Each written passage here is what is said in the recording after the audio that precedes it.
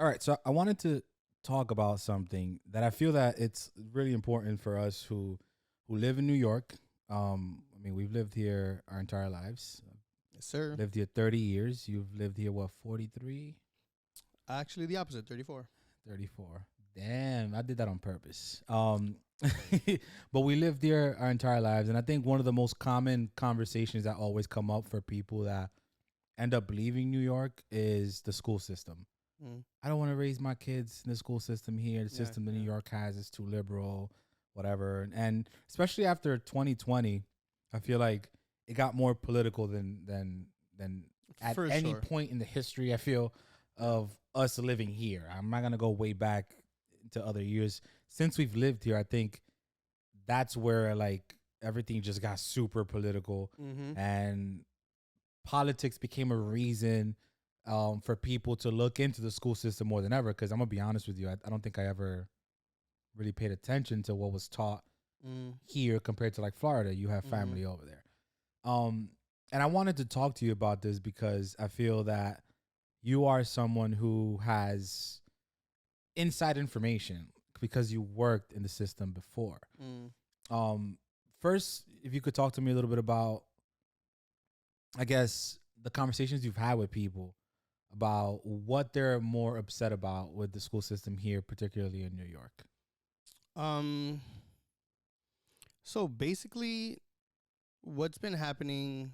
There's been a shift, right? So, um, and this is all generational, right? Like if you look at baby boomers, millennials, um, education has played a very important and pivotal role when it comes to the reasons for why people go to school and get an education, Yeah. right? So before it was, it was a mandate. You had to go to school, right? And you still have to go to school.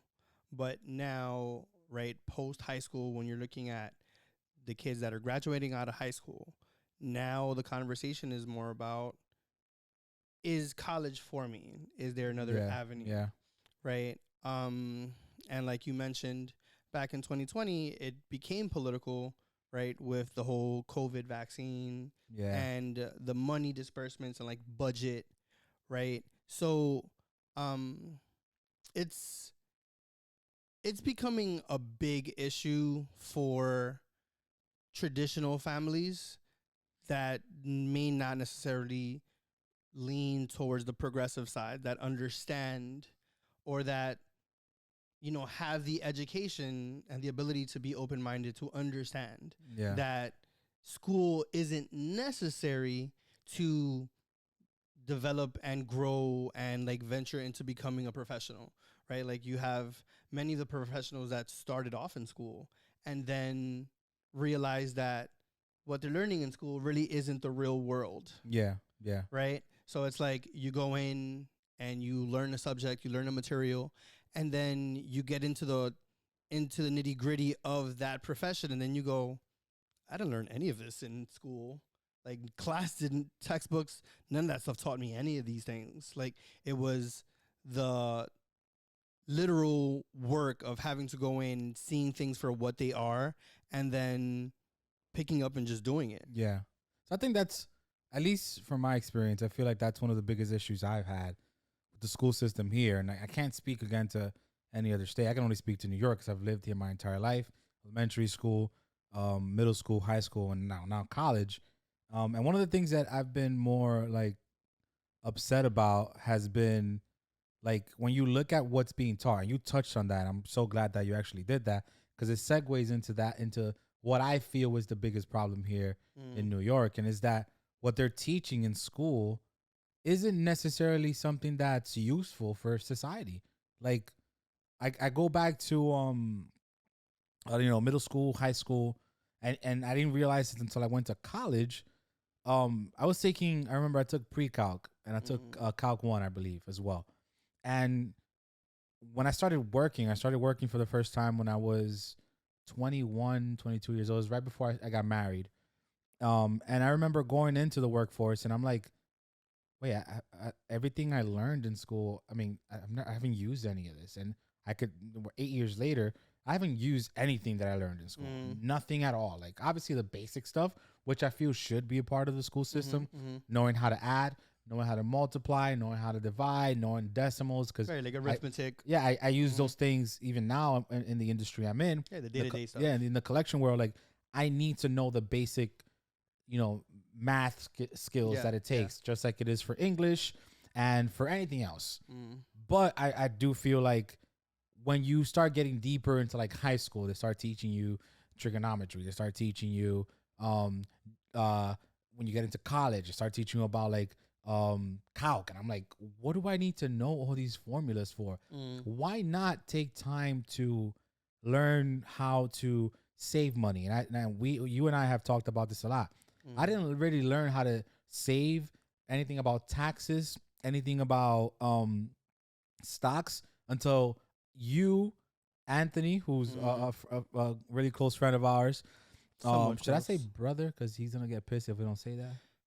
I guess we'll have to. Yeah, Fine. whatever. Forced. It wasn't until I spoke to you and Anthony that I started learning about those things. This is me as an adult, like married already, been in the workforce, and it wasn't until you guys taught me about stocks. I'm like, I don't know anything about stocks.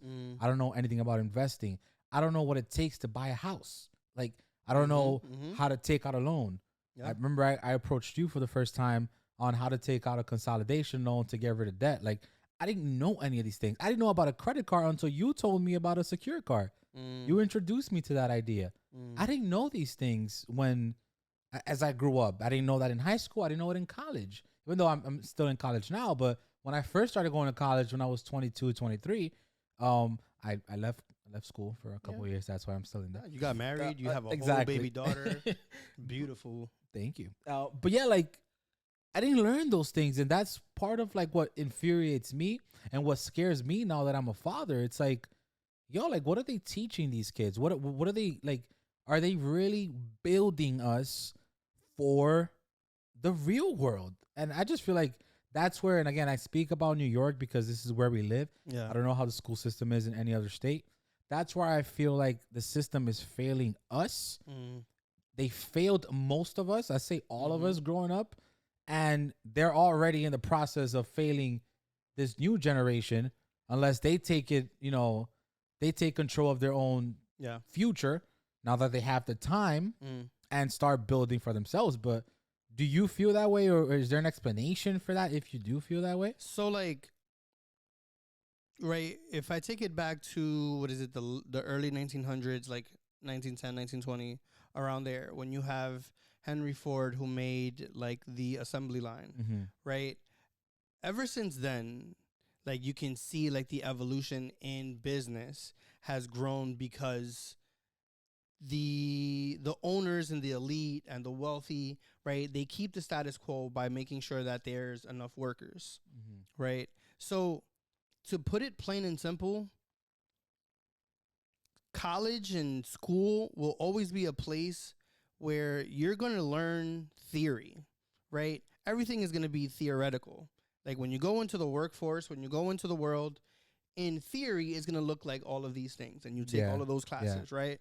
But then when you hit the ground running and then you go, I didn't learn any of this in college, then you're going to start seeing that, hey, the way the world operates is completely different, right? But my personal opinion is that school was made for people to stay in debt, to remain the working class, because if they gave you the answers to the questions, then you wouldn't need to do anything else, right? Like, so we have that example of, right, when we see Donald Trump giving, when they were when he was going against Hillary Clinton, and he's talking about taxes, and he's like, she's not gonna let go of that. Why? Because she needs that tax because her friends use that tax. And of course I use that tax. Like he's looking at it from a business perspective because he has the answer, right? Like that's why the wealthy stay wealthy. Yep. Because they have the answers. We're coming to those answers now, but after how many generations of being so far behind that it's going to be difficult, not impossible, but difficult for us to even think we can catch up to billions and billions of dollars and information because we're already at a lack. So saying that, I feel like if you look at it from that perspective, from what you're telling me, we're already at a disadvantage because, I mean, come on, like you look at our families, and it's no fault of theirs. Mm-hmm. You know where our families come from, where my mother comes from. They did their absolute best to get us to where where we were. They made sure that we focused, even though we didn't have much. Mm. They made sure that we focused on a focus on school, food, and the most I can buy you for clothes, I'll have it here for you. Focus on school, but they didn't have access to that information. And we go back generations with our families, they didn't have access to that information. That's where, as I grew up, and now that I'm a father, that's when I started thinking. Like I started thinking years back, and I'm like, man, like I get the idea that the school system is just playing their role and keeping us where they think we need to be, which is not in the 1%. Right. But it sucks because I'm like, that shouldn't be your role. Your role should be to build the future. But And who's the future? The kids, the young. We are the future. It's like these old heads they're not gonna be here forever. That's what I'm thinking. I'm like, they're not gonna be here forever. We are the future. Why not try to build us up? But again, that goes back to what you're saying about the business the business model that America has, which is we don't care about that. I want to enjoy what's mine now, and I don't really care about the future when it comes to like the full picture. The future, my family. That's what they're thinking. Like, my family, but my generation, they'll be fine. I don't care about anyone else. It's like, man, like that sucks when if you don't really pay attention to what's happening, that sucks. And that's where you start seeing, we've had conversations before, that's where you start seeing kids taking, doing things on their own and figuring out ways to make money on their own. Cause I guess that's the only way. Or do you think there's hope for? I mean, like the thing about that is that, the wealthy, and this is my opinion, right? The wealthy try to spread out equity in a way where it's like, it makes you think like, oh, okay, I have a standing chance in, being that small percentage that can make a thriving business and can, be to the point where I can generate so much money, or my company can generate so much money that I can have and create generational wealth, right? But the thing is that they'll always have the status quo. So you'll only know but so much. And then once you feel like you've reached your ceiling, then you find out that there's a whole nother world. Yeah, exactly. Right? Because when you look at things, they operate in a completely different world and a completely different rules for them. So it's like, what is going to help us out is the mindset that this new generation has. Like, what do you mean by that? Yeah, what do you mean by that? Like, they're very, like, millennials and like that generation Y, we question a lot of things. Like, we're not very traditional when it comes to the workforce. It's just like, we understand that we need a job, but we understand that we're not a slave to work. Like, we work to live. We don't live to work. Yep. Right? Not like the baby boomers and like that generation where it was just like, they've been at work for like 20 years, 30 years, and they'll retire, like elderly. Like, we don't have that kind of mentality. But this new generation is like, hey, mental health, like, I come first. So if my job can't respect me respectfully, I'm out of here. Yeah. I'm out. Yeah.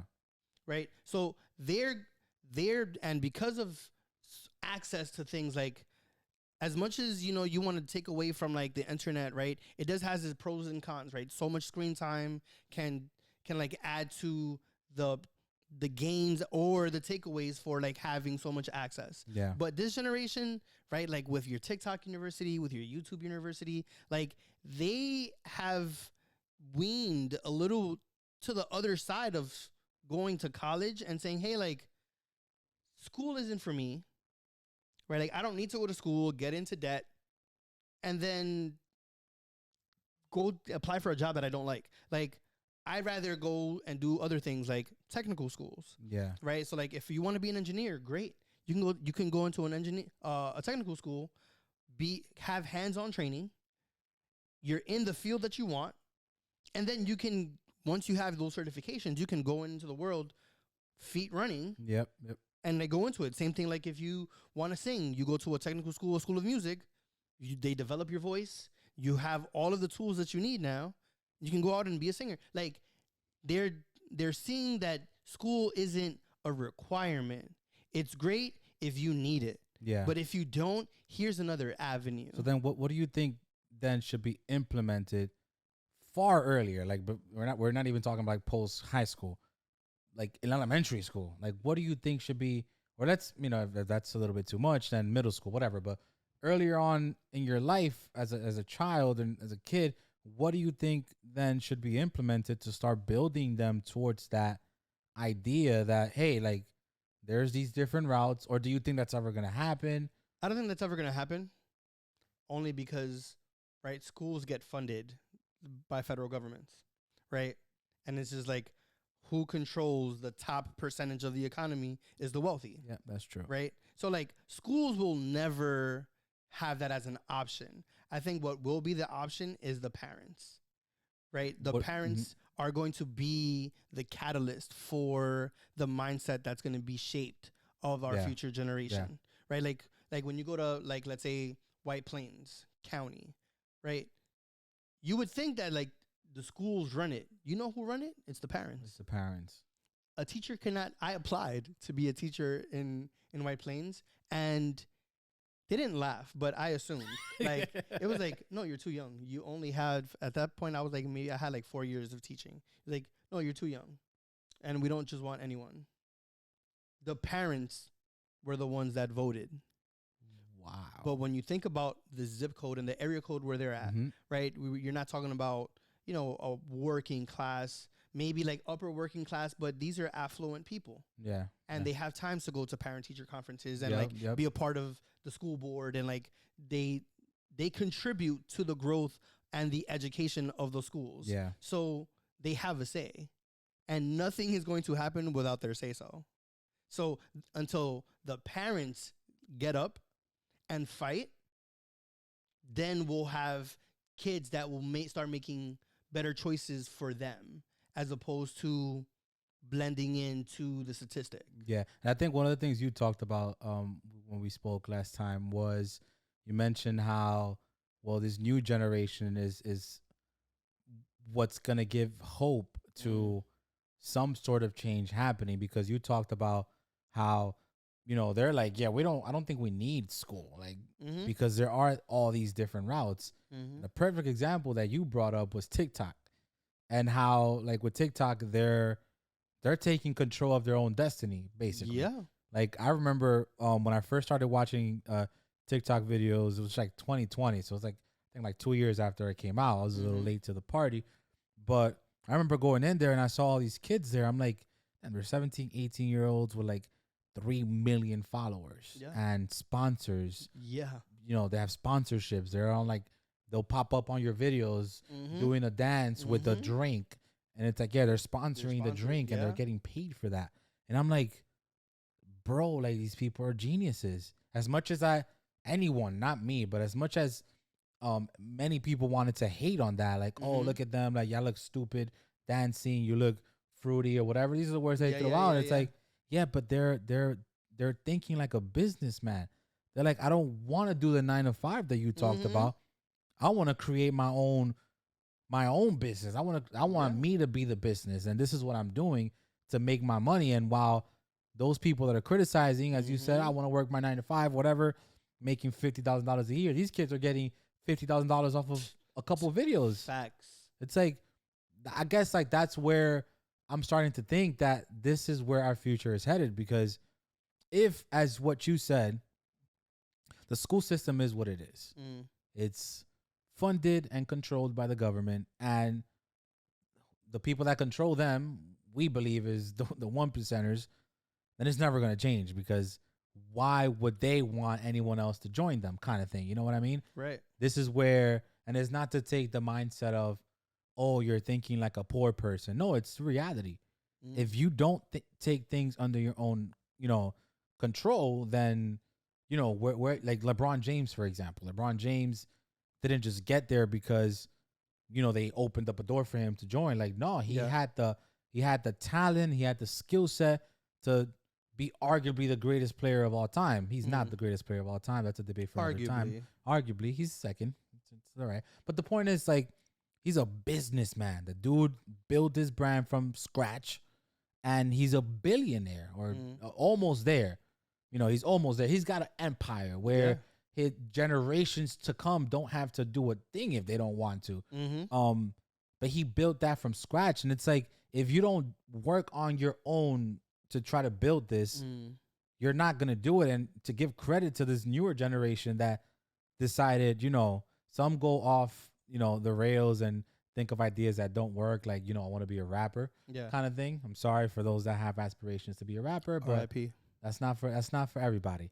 But those that thought outside the box was like a TikTok and started making funny videos, got verified, sponsorship, sponsors looked at that and said, hey, this person's verified by doing this. It doesn't matter what he's doing. He's verified. People are watching.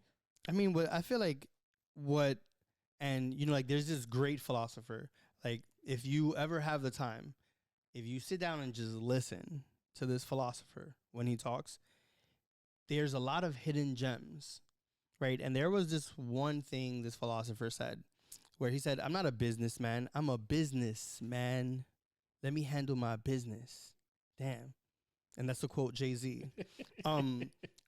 Right? Like, this generation literally took that and said, I'm the business. Like, it's me. So we talk about 2020, right? We talk about COVID. How many people overnight, like, used that downtime that they had in their house doing nothing, and they found things that they were good at? They bought some equipment, maybe brushed up on some content. Yeah. And then are still doing, like, you walk outside and now it's like, it's everywhere, because people are starting to understand that, hey, in order for me to get through it, I need to go through it. That's true. So it's like, there's no way that I'm going to get from here to there. And by there, I'm talking about, there's no way that I'm going to become successful unless I have to go through a whole bunch of hurdles.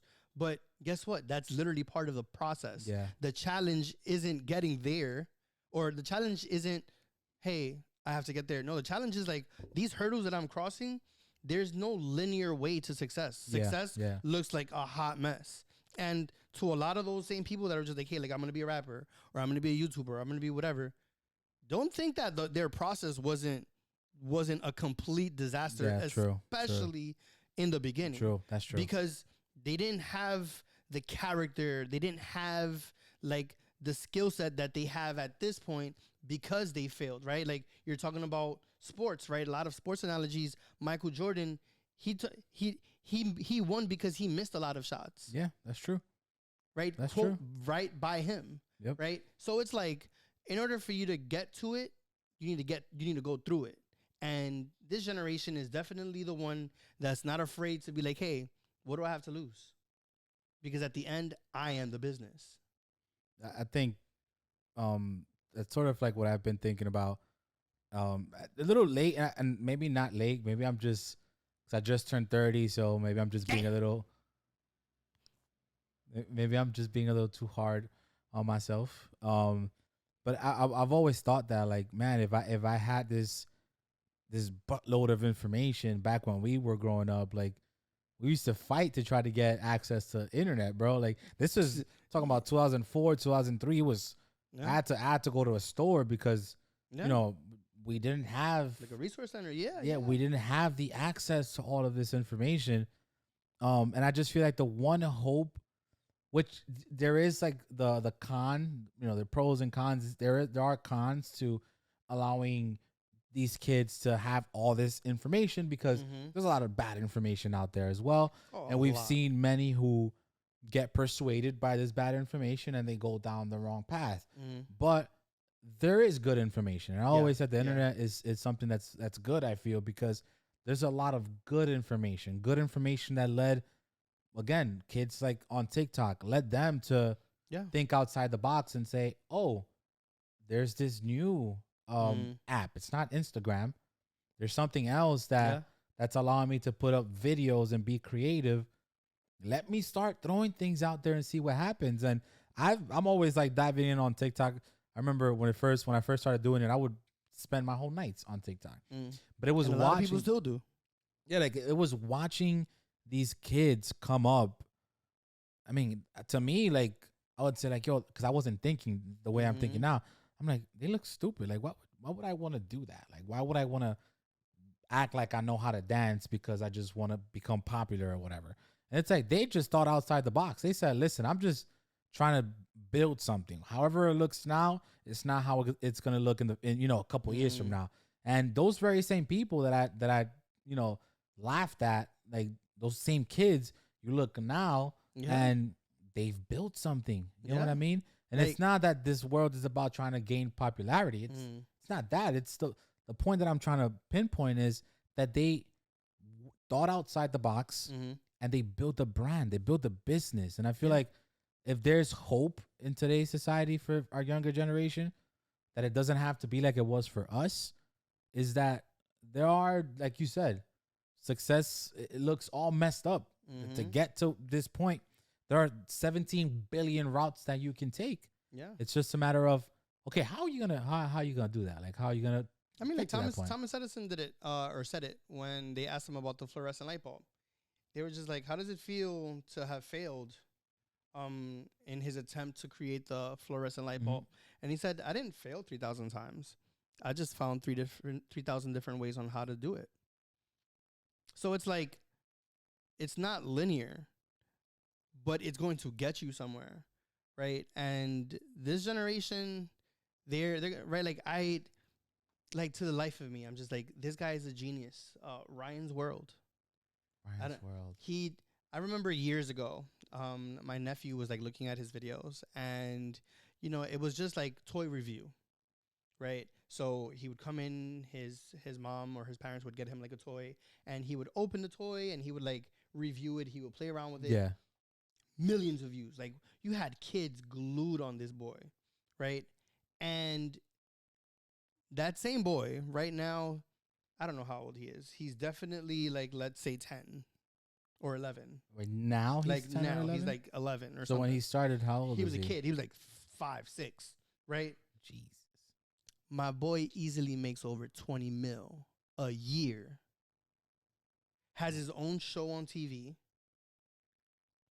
Post production crazy. Animations insane. Jeez. But it all started with he likes toys.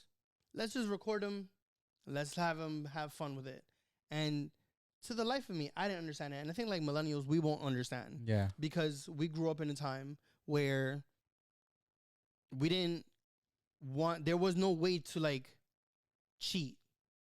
Like even in cheat codes, like I remember I had a notebook with cheat codes. Yo, yes. And it was just like, it was like, right, down, right, triangle, square, right? Yes.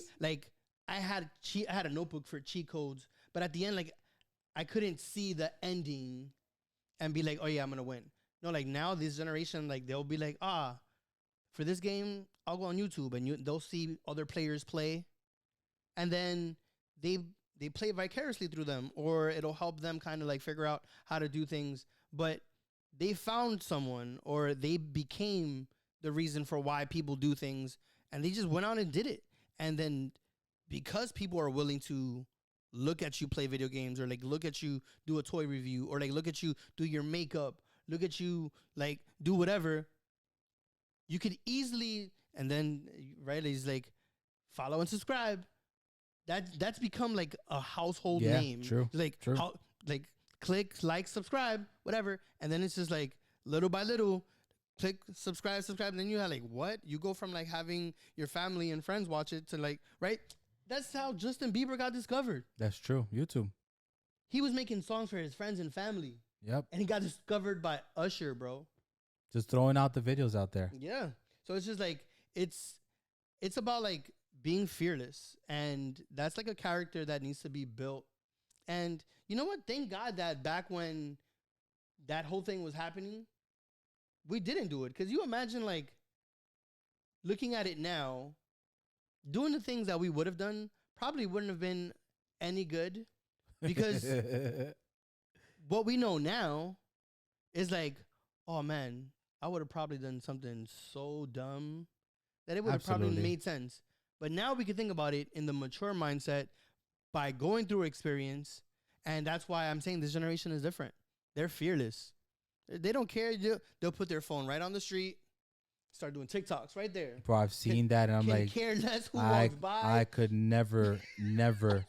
I They're mean, fearless. I'm talking back when we were in our teenagers. Mhm. I could never They're think fearless. about doing something like that. They're fearless. They're not afraid. They're not afraid to quit today, not have a job, have to pay rent. They are not afraid. They're fearless. So I guess to sort of cap off the conversation, as someone who was in that field, in that industry, going back to here in New York, um, I mean, let's say for me as a father, now that I am, um, like, and maybe there are many like myself who are sort of already thinking about these things. Like, I don't want to put like, I know that it's sort of like the thing that you have to do to sort of like give them basic learnings, to know how to like become friends with other people, socialize with other kids and stuff like that.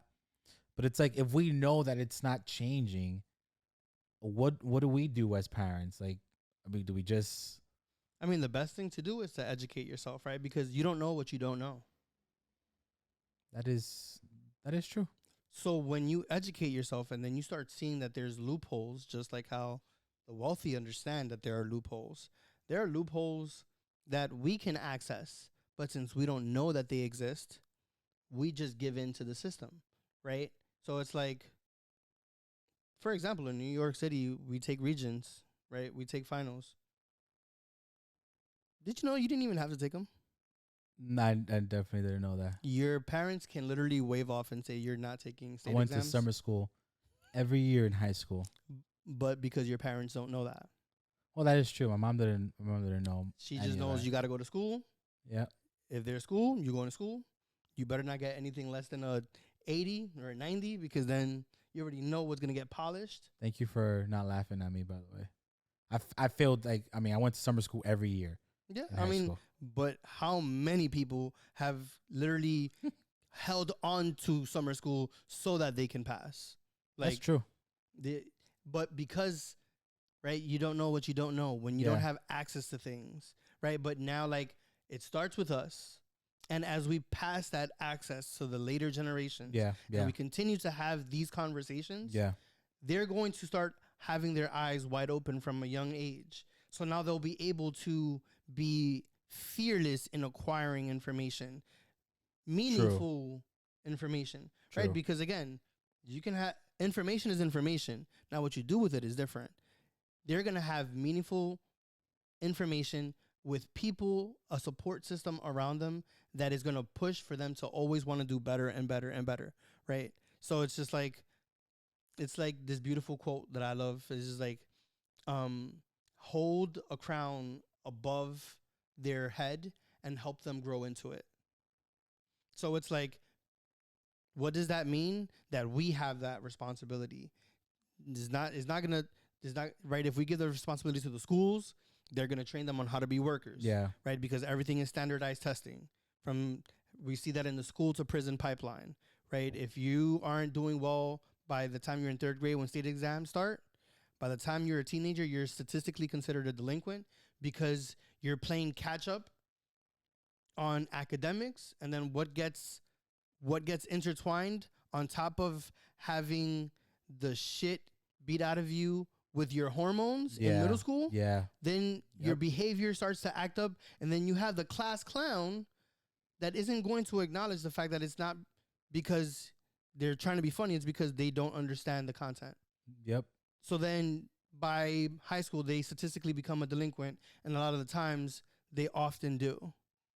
Right. So unless we become the catalyst and then we start taking more measures in helping our younger generation to have useful information, to find different options and different ventures, like expose them to different things so that they're not stuck like how we got stuck, to how the generation before us got stuck, right? And then become a repetitive, recycled generation. Yeah. So it's like we are going to be that catalyst, and we have to, we should, like, it's our duty to do that, because if not, then it'll literally just be another recycled generation. You're giving me a lot of information, so you're forcing me to ask you one last question. Knowing what you know at this point in your life, would you ever go back to teaching here in New York? Not in a school setting. Unless the school is right, and this is like a dicey subject, right? Because Yeah. you do have progressive schools, but maybe academically progressive schools are great, but it clashes with my traditional standpoint, right? Which is what? Which is like, I'm like politically just traditional. Yeah, okay. So okay. allowing for schools to dictate the information that my child can learn Yeah. in school, Yeah. like, that's a dicey subject, Yeah. right? So, and sometimes I think about, like, hey, so like homeschool, like, I don't know, like, Yeah, how yeah. that affects socially, right? So in a school setting, I don't know if I would. Now that I would want to still be involved in my community, that I still want to be a force, like an influence and not a presence in my community. Yeah. Yeah. Yes. And by that, like, if that means talking about the idea of hopefully at some point having like a nonprofit organization for the community, Yeah. like a community-based organization, and then providing information and access to the people that don't have or that don't know that they can have, in that aspect, 100%. And that would include like information for up and coming generation, like That would include information for like everybody. like education. It would include information like health. It would include information like immigration, Yeah. law, like any type of information that you wouldn't naturally disclose to the public Yeah. that they should have. I would want to provide that type of information for the community, whether they're babies or whether they're elderly.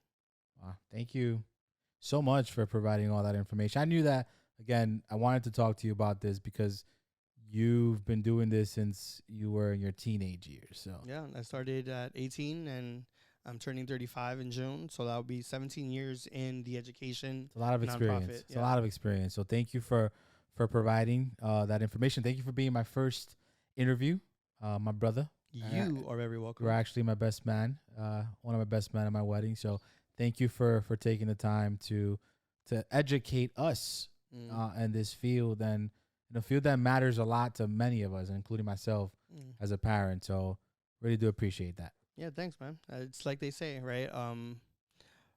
In order for bad to continue to succeed, it takes for good people to do nothing.